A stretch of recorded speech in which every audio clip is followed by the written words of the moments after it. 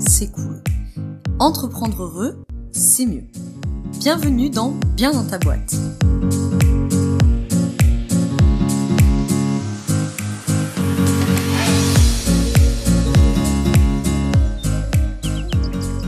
Bonjour à tous, bienvenue dans ce nouvel épisode du podcast Bien dans ta boîte. Aujourd'hui, je vous retrouve avec un nouvel épisode où on reçoit une consoeur, collègue et amie, Chloé Chaperon, qui est psychologue clinicienne. Et Chloé, aujourd'hui, elle va venir nous parler de ce vaste et important sujet qui est le trauma, qui est l'épisode traumatique d'un point de vue psychologique.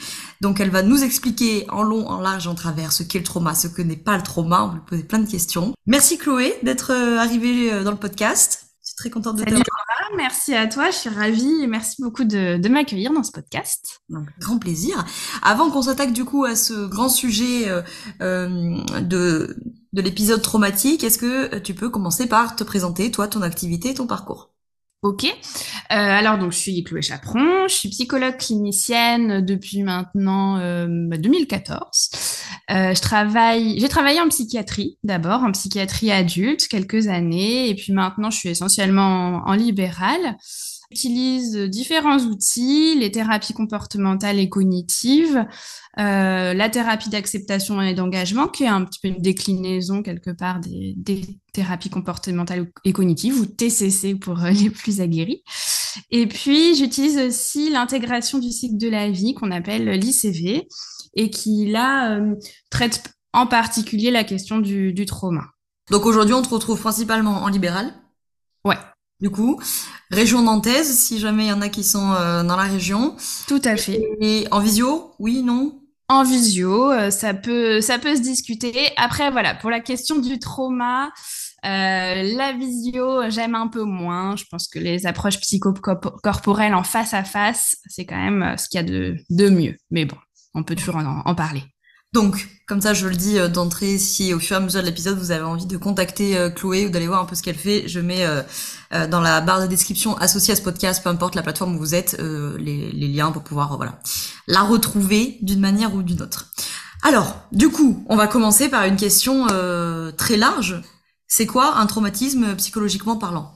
Alors, déjà, je pense que c'est important de dire avant toute chose que si une personne se sent pas bien à l'écoute de ce que je suis en train de dire, surtout qu'elle arrête d'écouter et qu'elle n'hésite pas à prendre rendez-vous à quelqu'un. Voilà, je voulais juste mettre cette petite parenthèse.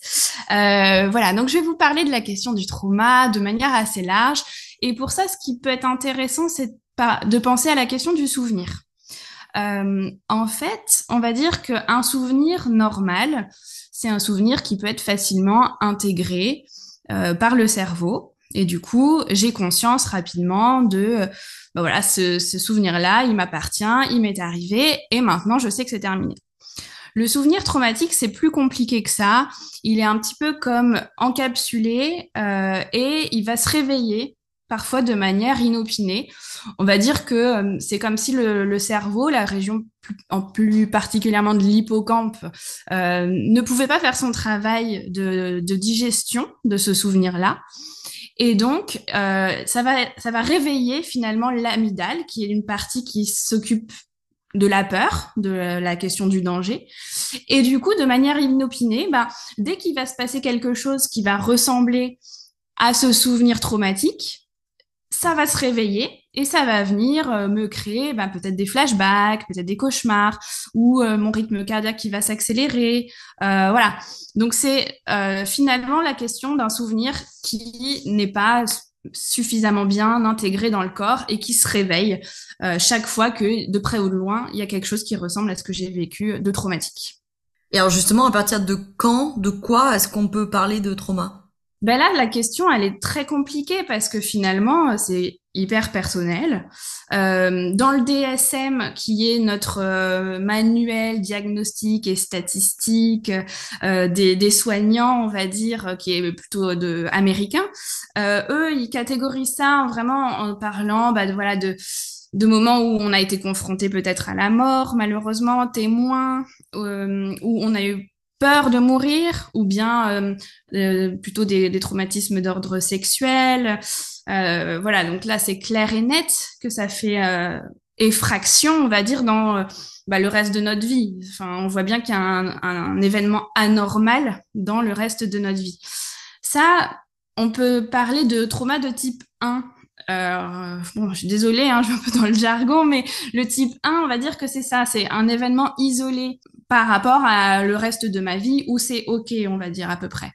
Par exemple, j'ai un accident de voiture, bon ben voilà, je peux avoir eu tellement peur qu'il se passe quelque chose de grave pour moi que maintenant, dès que je vais remonter dans une voiture, ben, je vais avoir mon rythme cardiaque qui va s'accélérer. Enfin, c'est un peu comme si j'étais encore confrontée à cette idée de mort finalement. Ça, c'est quelque chose d'isolé parce que dans le reste de ma vie, on va dire que ça fonctionne bien, c'est OK. Donc, il y a deux solutions pour ce trauma de type 1. Soit ça fait un état de stress aigu. Ça veut dire que pendant un mois, je crois, on dit que ça dure un mois.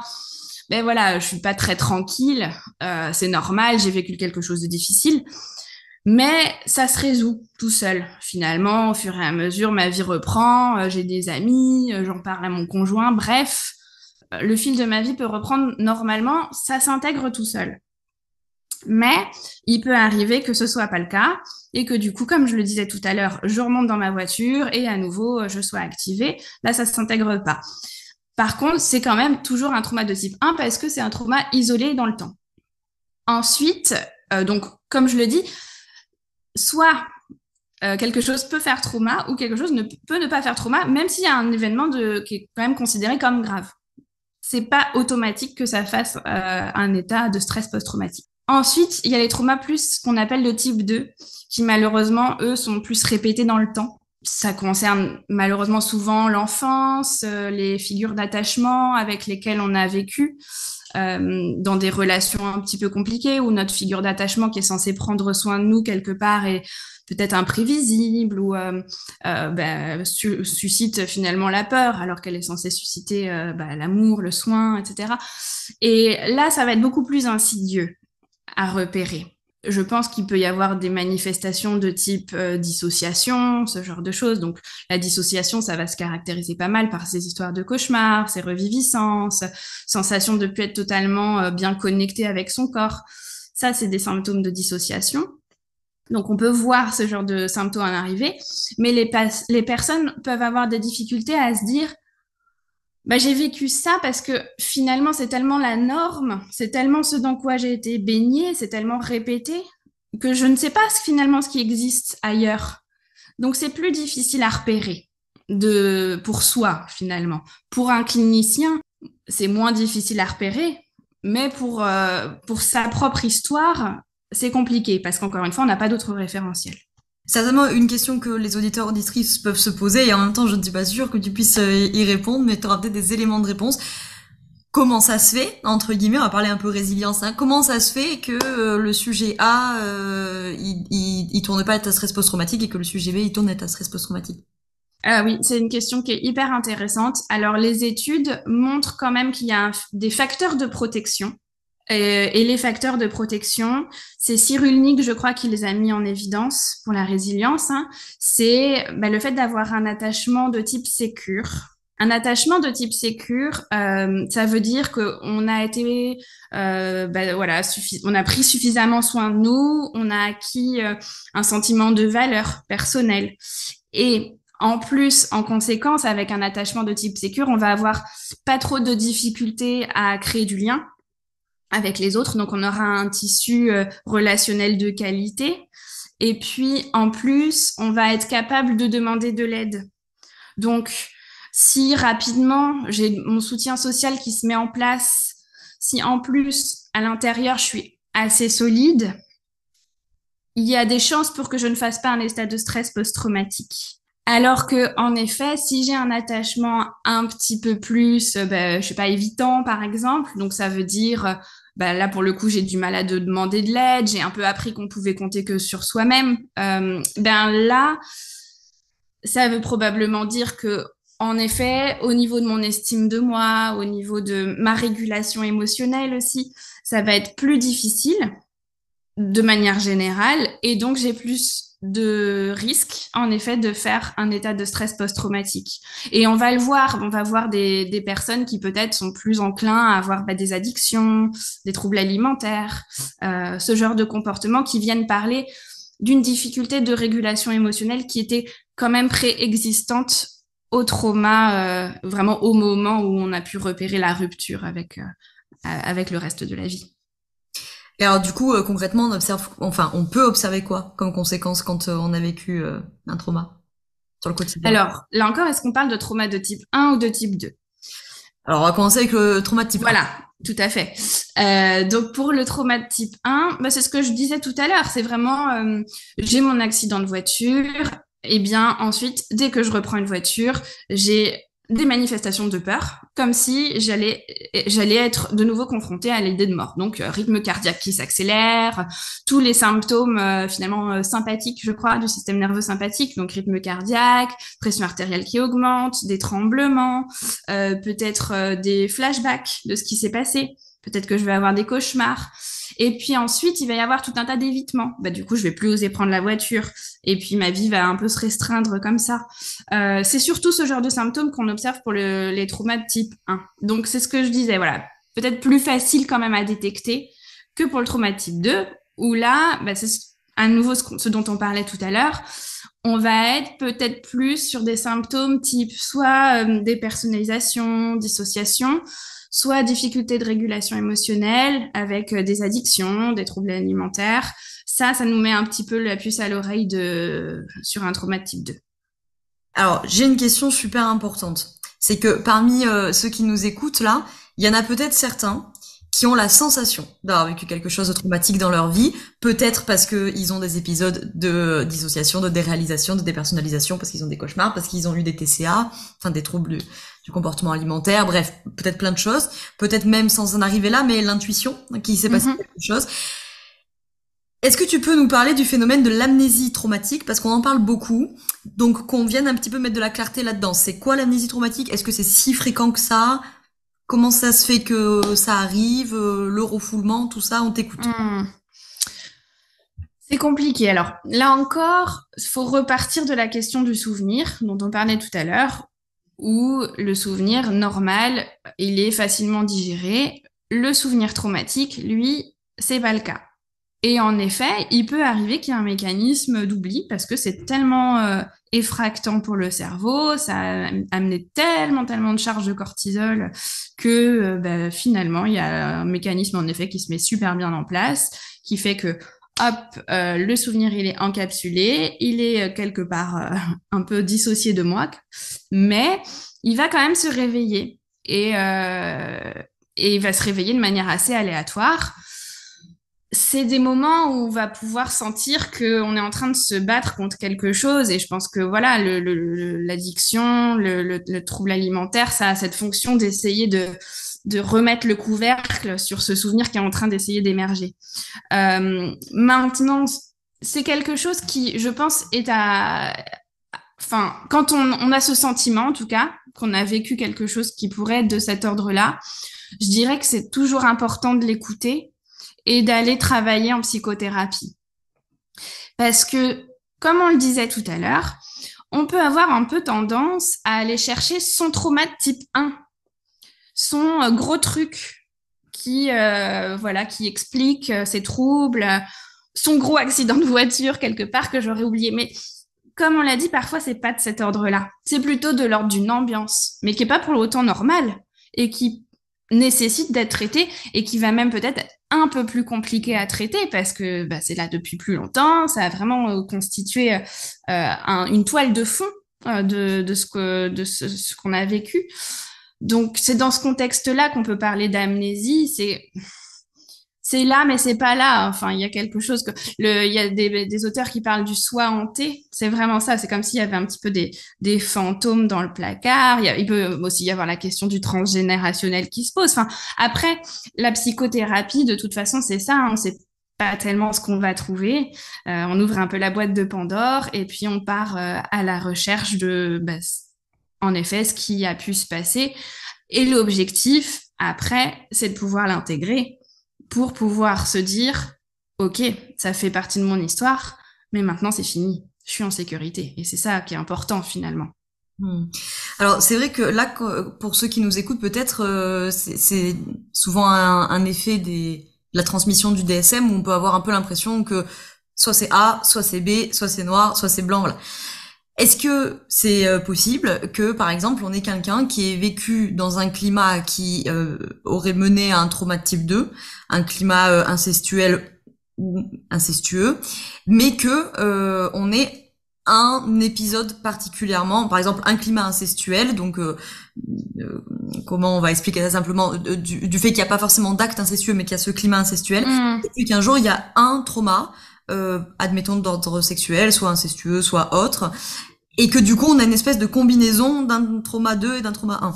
Eh ben oui, c'est clair. Bah forcément, le trauma récent va venir en plus réactiver le trauma ancien. Ça c'est sûr. Donc, il va falloir travailler probablement sur les deux. Parce que probablement que si la personne vient en thérapie, on va pouvoir traiter. D'abord, c'est ce qu'on fera de toute façon, on traitera le plus récent. Et une fois que c'est parti, la personne, je pense, sentira que, bon, il y a encore des choses à bosser. Mais oui, c'est clair et net que qu'il y aura une espèce de vase communicante, quoi. Autre question peut-être où c'est important de préciser pour ceux qui nous écoutent, on peut avoir des addictions, des troubles du comportement alimentaire sans avoir un passif traumatique. Oui, oui. C'est important de le préciser, je pense. Oui, mais ça vient parler de difficultés de régulation émotionnelle. Et ça vaut le coup quand même d'aller se pencher sur pourquoi est-ce que c'est difficile de réguler nos émotions. Tu as raison, on va pas forcément parler de trauma là, mais bon, comment est-ce qu'on a validé mes émotions dans la famille? Comment est-ce qu'on les a accueillies? Maintenant, la question de quand est-ce que ça fait trauma, quand est-ce que ça fait pas trauma, elle est super vaste. Il y a tout le courant autour des violences éducatives ordinaires qui est en train de vraiment émerger. Et bon, moi, je trouve qu'en effet, l'invalidation émotionnelle du tout petit ou du petit, à proprement parler, on ne parle pas de trauma, mais enfin quand même, Oui, oui, oui. ça a des répercussions ensuite sur notre vie d'adulte. Donc, c'est quand même important. Et alors du coup, par rapport à cette amnésie traumatique, alors je sais pas si t'as des chiffres à nous partager ou pas, mais est-ce que d'une manière générale, tu sais si c'est un phénomène qui est si fréquent? Parce que je trouve que des fois, on en parle beaucoup des fois sur les réseaux sociaux et que peut-être à l'inverse, il y a peut-être beaucoup de gens qui nous écoutent et qui ont besoin d'être à très juste titre, comme tu l'as dit, soutenus dans les intuitions, les ressentis, etc. Et à l'inverse, des fois, on se retrouve avec des personnes qu'on psychiatrise entre guillemets et qui vont partir du principe qu'en fait, il y a une amnésie traumatique, alors que des fois peut-être pas. Alors, est-ce que c'est si fréquent que ça, ce phénomène d'amnésie traumatique ou pas? Alors, très honnêtement, je n'ai pas de chiffres là. Maintenant, je trouve que le terme, en fait, c'est ça. Le terme me fait peur. Là, j'entends amnésie traumatique, ça fait un peu flipper. On imagine un truc, voilà. Le fait d'avoir vécu un trauma, il va y avoir un espèce de combat pour essayer de l'oublier. C'est tout. Et donc, oui, ça, c'est quelque chose qui peut arriver. Maintenant, le vrai phénomène, comme on l'imagine dans les films, où il y a le souvenir qui nous revient d'un coup et qu'on avait complètement oublié, ça, je pense qu'en effet, c'est vachement rare. Et voilà, l'idée n'est pas d'imaginer qu'on a forcément vécu quelque chose de très grave, mais on va essayer quand même de comprendre pourquoi on a ces symptômes et qu'est-ce qui explique dans l'ambiance familiale que ça se soit installé comme ça. Pourquoi est-ce qu'on a cette difficulté de régulation émotionnelle? Pourquoi je sais pas, pourquoi on vit toujours les mêmes échecs amoureux? Pourquoi au travail c'est toujours les mêmes histoires? Ça vaut le coup d'aller quand même creuser, même si c'est pas le gros truc. Ouais. C'est pas grave en fait, il n'y a pas besoin que ce soit un trauma de type 1, encore une fois, tout ce qui est le reste, c'est hyper important à creuser.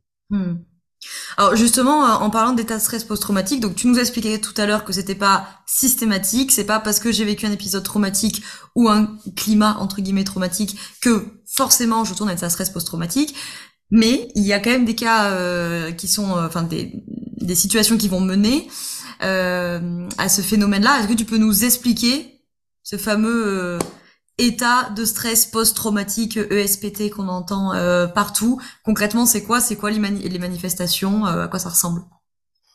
Alors, c'est tout à fait ce qu'on disait tout à l'heure. J'ai quelque chose qui objectivement est un stresseur. Donc, j'ai un événement qui m'arrive dans ma vie où je suis potentiellement confrontée à la mort ou témoin. Enfin, quand je dis confronté à la mort, c'est oui, témoin de la mort, ou j'ai eu peur de mourir de manière imminente, ou un trauma de type sexuel, des attentats, enfin voilà, tout ça, hein, malheureusement, c'est vraiment des traumas collectifs qu'on connaît bien. Je peux développer, encore une fois, on disait un état de stress aigu, c'est-à-dire pendant quelques temps, pendant un mois, je me sens pas bien, j'ai peut-être des difficultés à dormir. C'est complètement normal. J'ai vécu quelque chose de difficile et complètement normal que je mette de temps à vraiment me remettre. Maintenant, si ça dure plus d'un mois, c'est là où on parle d'état de stress post-traumatique. Et les symptômes sont les mêmes que ceux qu'on disait tout à l'heure, c'est-à-dire les cauchemars, les reviviscences, les flashbacks, les troubles du rythme cardiaque, les tremblements, qu'est-ce que j'avais oublié? Les troubles du sommeil, les évitements. Pardon? Non, je te disais comportement d'évitement. Ouais. Oui, oui, tout à fait, voilà. Les évitements des situations qui ressemblent de près ou de loin. Il peut y avoir ensuite des difficultés à travailler, des difficultés même à sortir de chez soi. Du coup, dans toute cette question du trauma, concrètement, si je t'écoute, je suis concernée, je pense être concernée, bon, d'une manière ou d'une autre, c'est qui les interlocuteurs vers qui on peut et on doit se tourner? Alors, il y a pas mal de thérapies du trauma qui existent. La plus connue, c'est le MDR, donc Eye Movement Desensitization and Reprocessing. Désolée pour mon anglais. Et du coup, cette thérapie-là travaille beaucoup avec les mouvements oculaires bilatéraux, c'est-à-dire qu'on va se souvenir du trauma et puis le thérapeute va nous aider à finalement le retraiter, remettre le cerveau en mouvement. C'est vraiment ça l'objectif des thérapies du trauma. Hein. C'est, on l'a dit, à un moment donné où il y a quelque chose qui s'est figé, l'hippocampe n'a pas pu faire son travail. Du coup, on va essayer de remettre en mouvement. Donc le MDR fait ça très bien, très validé par la Haute Autorité de Santé. Et puis, moi, j'aime beaucoup l'intégration du cycle de la vie parce que c'est une thérapie qui aussi aide pour le trauma type 2 et puis pour le trauma type 1 aussi. Donc, l'objectif de l'intégration du cycle de la vie, c'est un peu la même chose que le MDR. C'est de montrer à la personne que le temps est passé et qu'aujourd'hui, c'est fini. En fait, c'est vraiment ça le trauma, c'est je disais, c'est comme s'il y avait quelque chose qui était tout le temps réactivé, quelque chose qui nous hantait en permanence. C'est le corps qui n'a pas compris que l'épisode est terminé.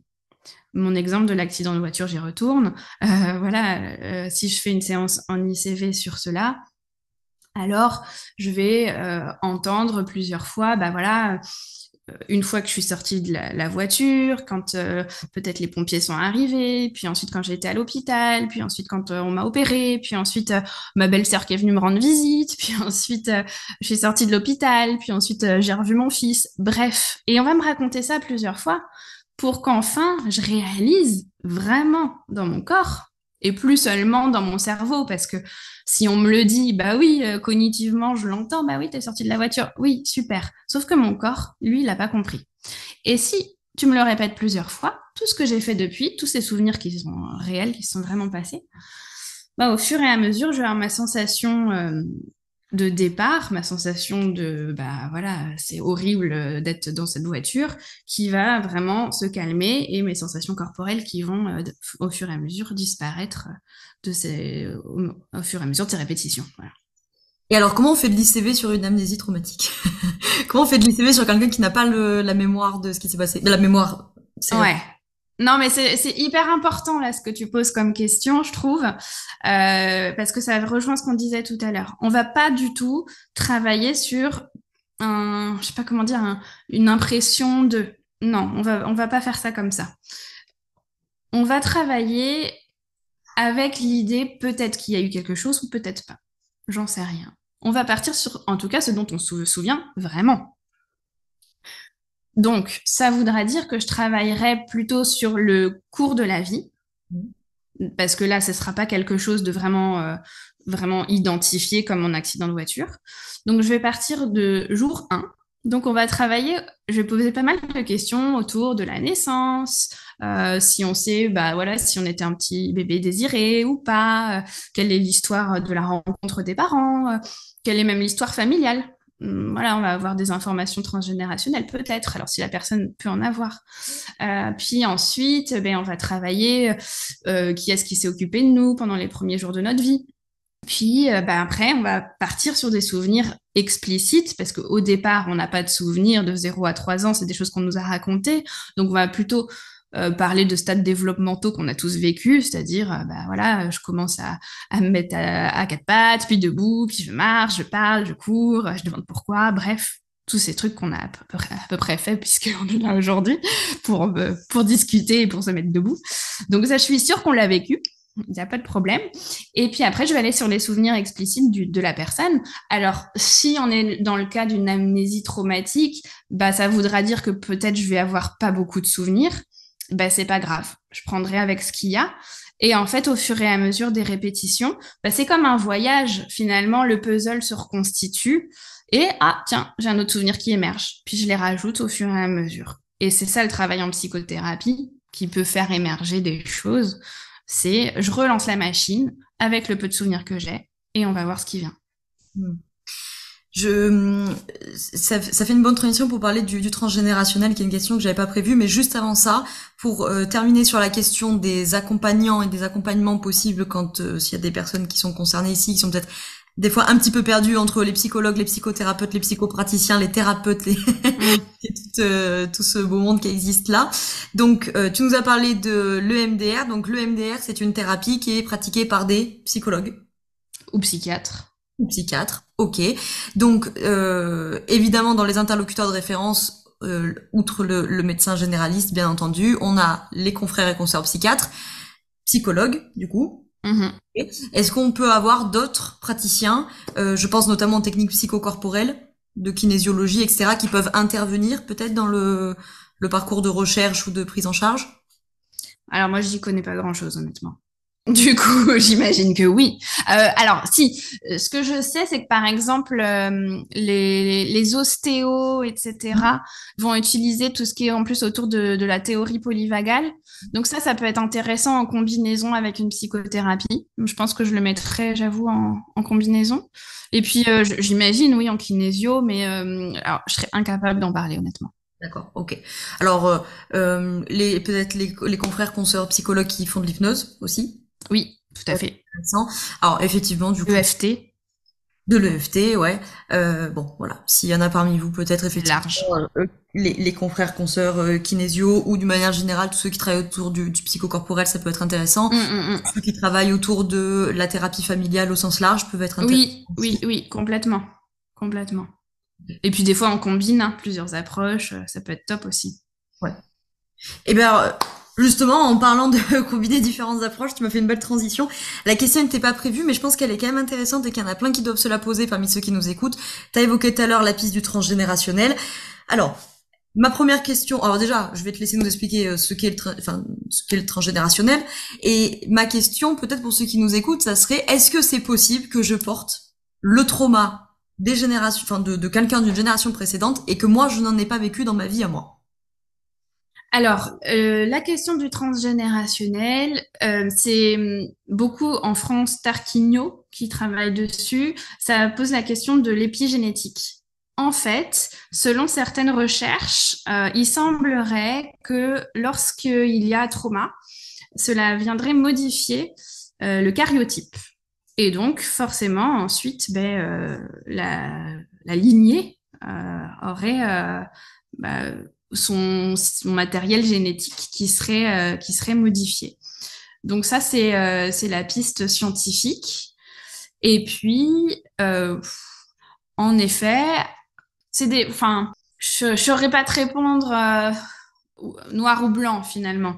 À mon avis, c'est quelque chose qui mérite d'être creusé. Quand, par exemple, on est en thérapie et que y a eu des histoires je sais pas, de guerre, par exemple, je trouve que c'est super intéressant quand même de le noter, d'avoir ça en tête quand on a un patient qui est, je sais pas, très réactivé par des histoires autour de la mort, qui aurait un trouble anxieux. faire un petit lien à ce niveau-là, c'est quand même une piste qui est quand même intéressante à creuser, quoi. Alors du coup, on a évoqué plein de choses dans cet épisode, de ce qu'était le trauma, on a parlé de l'amnésie traumatique, on a parlé de l'état de stress aigu, de l'état de stress post-traumatique, on a parlé de transgénérationnel, on a parlé plein de choses. Est-ce qu'il y a d'autres choses que j'aurais oublié sur lesquelles te questionner et que tu aurais besoin ou que tu estimerais important de nous dire à propos de ces questions traumatiques? Non, écoute, il me semble que c'était plutôt complet. Donc, non, bravo à toi. À mon avis, alors après, voilà, cette question, elle est hyper large et il y a probablement plein de choses dont j'ai pas parlé. Mais il me semble que pour une Introduire. première approche, oui, c'est ça, c'est quand même OK, à mon avis. Alors, il y a peut-être une dernière question qui Ouais. vient, je pense à nos auditeurs auditrices qui peut-être sont concernés. J'enfonce une porte ouverte, mais je pense qu'elle est importante à poser cette question. Est-ce qu'on peut se soigner d'un trauma? Oui, oui, oui, tout à fait. Tout à fait, tout à fait. Les thérapies dont on a parlé tout à l'heure ont vraiment de très bons résultats. Alors après, il faut pas s'attendre à quelque chose de magique. Il faudra prendre le temps. Il faudra prendre le temps de se poser. C'est vrai que bah, il y a les thérapies brèves qui amènent vraiment l'idée que on peut vite résoudre les choses. Mais voilà, quand il s'agit de trauma, c'est pas vrai.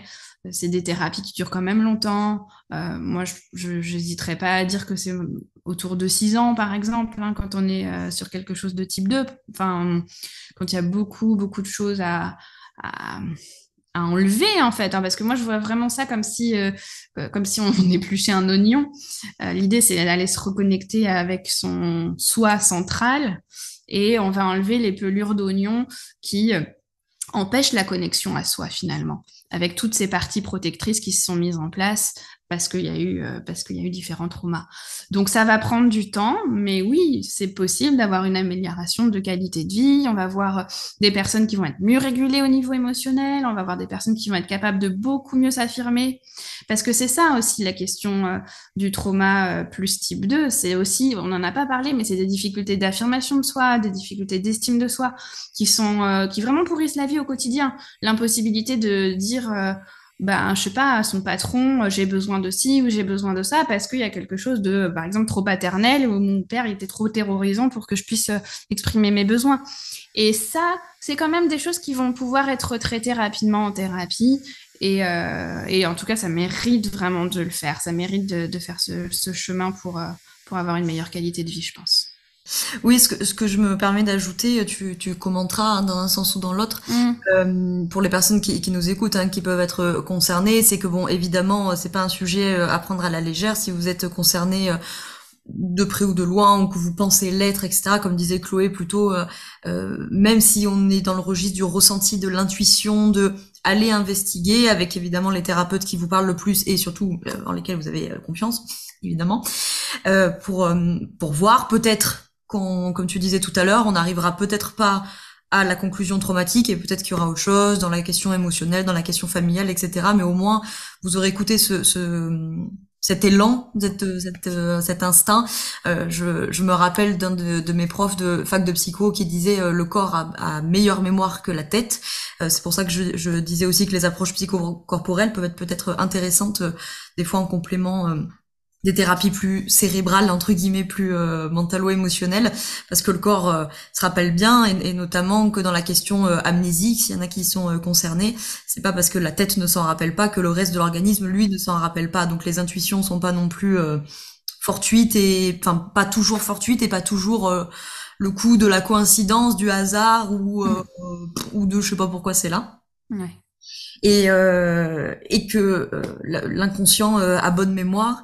Et j'en avais beaucoup discuté avec une collègue qui est psychologue, criminologue, spécialisée sur ces questions-là et qui travaille en hypnose et qui le dit souvent de l'inconscient a bonne mémoire, mais l'inconscient joue pas a priori contre ton camp. Et donc il laissera pas non plus remonter des choses que la sphère psychique n'est pas en capacité après d'absorber, d'intégrer, comme tu dis avec ton vocabulaire d'ICV. Donc je crois que ça peut peut-être être tranquillisant aussi de se dire que, comme tu le disais tout à l'heure, en fait la reviviscence traumatique avec le flash d'un coup qui s'impose à toi, c'est quand même relativement rare, parce que je pense que c'est quelque chose qui peut aussi être inquiétant, peut-être pour ceux qui nous écoutent. Qu'est-ce que tu as à commenter sur tout ça? Alors oui, super intéressant. Alors ça me fait penser à deux choses dont j'ai pas parlé. Déjà, ça me fait penser à une référence bibliographique qui est géniale, qui fait complètement écho à ce que tu dis, qui s'appelle Le corps n'oublie rien. Je crois que c'est Van der Kolk qui a écrit ce bouquin qui est vraiment top et qui parle de tout ce qui est aussi yoga hein, dans le trauma, vraiment super intéressant. Et deuxième chose que j'ai envie d'ajouter pour aussi rassurer sur cette histoire-là d'amnésie traumatique, etc., c'est que le thérapeute que vous allez choisir, formé au psychotrauma, il doit respecter, enfin c'est comme ça qu'on est formé, ce qu'on appelle la fenêtre de tolérance. C'est hyper important. On va plus traiter un trauma comme ça, tac, de but en blanc, etc. Il va y avoir tout un tas de travail de régulation émotionnelle avant. Et l'objectif maintenant, c'est vraiment que la personne reste, alors un petit peu activée, oui, mais pas trop. Et du coup, on va travailler par palier comme ça, parce que la fenêtre de tolérance, au fur et à mesure qu'on va travailler, elle va s'élargir. Ça va être possible d'aller un petit peu plus loin, mais ça va se faire très progressivement. C'est pour ça que maintenant, imaginez le gros truc qui sort d'un coup. Nous, en psychotrauma, on va vraiment éviter ça, en fait. Hmm. Oui, oui. Je crois que je sais plus ce que j'entendais la dernière fois. Ah oui, si, c'était une psychologue hein, qui disait ça, mais qui disait de toute façon le trauma, soit ça pète d'un coup, soit si ça pète pas d'un coup, c'est que c'est pas un trauma, quoi. Et bon, au-delà de ne pas partager cet avis, je me suis dit ça peut être inquiétant aussi peut-être pour celles et ceux qui Mm. nous écoutent, parce que peut-être que du coup on a cette image de si j'ai fait une amnésie traumatique, ça va forcément me entre guillemets me péter à la tronche du jour au lendemain. Or, comme tu le disais, finalement, c'est assez rare, et c'est vrai que sur une structure psychique qui est quand même relativement bien foutue, et si elle est capable de refoulement, c'est qu'a priori, elle est pas trop mal foutue. Mm. L'inconscient va aussi, que vous l'entendiez au sens freudien ou au sens cognitif, hein, mais distiller, entre guillemets, on peut dire ça comme ça, les informations, qu'elles soient visuelles, sensorielles, mnésiques, etc., en fonction de ce qui est capable d'être réceptionné, et comme tu le disais tout à l'heure, c'est aussi tout le travail de la thérapie, qui soit côté EMDR, ICV, etc., Mm. pour permettre cette intégration petit à petit. Finalement, que vous en ayez, in fine, le souvenir mnésique ou pas. Exactement. C'est ça. Finalement, on s'en fiche un peu. Alors, par Euh, contre, une question là à te poser. Je remets un deuxième trigger warning sur celui qu'a mis Chloé au tout début, que si ma question est trop challengeante à écouter, coupez, vous la reprendrez plus tard ou pas. Il peut peut-être y avoir la question, des fois, dont le souvenir est nécessaire pour engager des poursuites judiciaires, pour être témoin, etc. Dans ces cas-là, qu'est-ce que tu as à nous dire là-dessus? Est-ce que on peut forcer entre guillemets un souvenir à remonter? Est-ce que on pourra pas faire ça? Est-ce que c'est pas une bonne idée de le faire? non, ouais, je pense vraiment que c'est pas une bonne idée de le faire.